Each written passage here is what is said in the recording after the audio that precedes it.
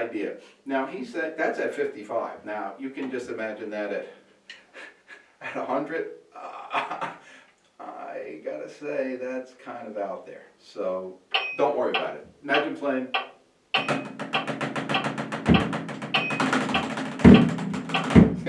But you can work up to quite a bit of speed. The real essence of it, though, is, as you know, in a lot of your drumming, you're going to have note rate changes. You know, you're going to have 1, 2, 3, 4. Basic things, right? 1, 2, 3, 4, and all over the place. Fusion, funk, jazz, jazz fill-ins, jazz solos. So this exercise is, yeah, you can do this as single strokes, and also, you know, there's other sections of the book, but there's also in lessons with Joe and stuff. Certainly you could use other stickings, you know, 1, 2, 3, 4. Orchestrations.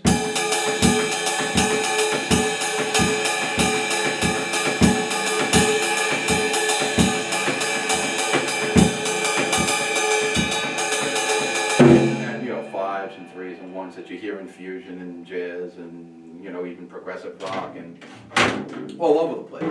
So, you know, remember that the essence of this, though, is to just get note rate changes while you're keeping the tempo. And no matter what's happening above, let's say it was the bass drum was the bottom, everything else is fine. If you're orchestrating it, well, it's even more of a challenge. Then you have to make sure all your notes are placed. 1, 2, 3, 4, 5. 1, 2, 3, 4, 5.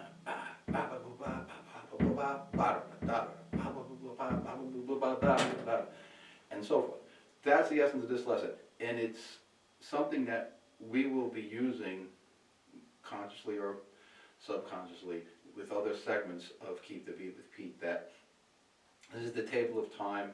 It's in Master Studies. And Joe also comments here that you should use the metronome for this particular drill.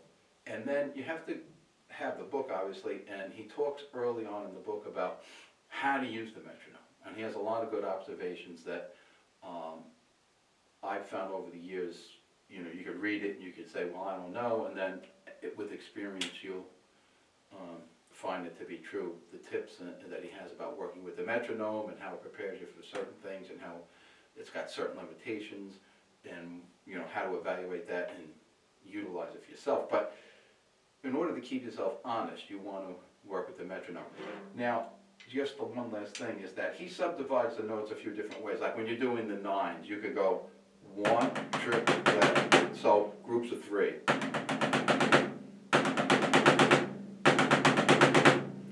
1, triplet, or the way I was playing it is 1, 2, 3, 4, 5. 1, 2, 3, 4, 5.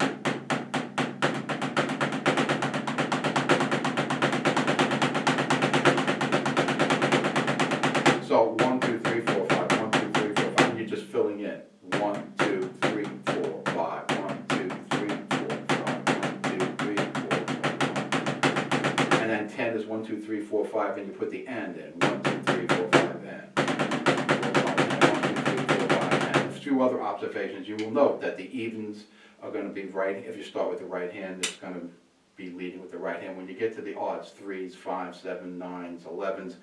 You're going to be alternating hands. Those are just mental tips that you will find anyway as you go through this. And he talks about subdividing the 12s and the 11s and all that, so there's kind of different choices you can make with the 12s and 9s and so forth. But do the one that's most comfortable, do it slowly, and just get comfortable with changing note rates and having that underlying feeling. I still practice this, and a lot of drummers should do more of it. I mean, after many, many, many years, and I still, I'm amazed because I saw Joe play this, you know, and you know, he would demonstrate it for me, and yeah, I mean, I don't know, he was up there 100 a lot of times, and you know, he would say, yeah, so you have the idea. Yes, I have the idea, but don't worry about 100, because he even says it's really not a speed exercise, although that's a byproduct. That'll be a benefit if you do this as singles, and you get working it up to 75, 80, 85, you know. But it's more important to get the even note distribution, okay? So that's the table of time, and really work on this, and you'll see that a lot of other things that you're doing and that you want to do will become a lot easier. And this can be orchestrated. Okay, so that's it for this segment. And remember, keep the beat with Pete. Peace out.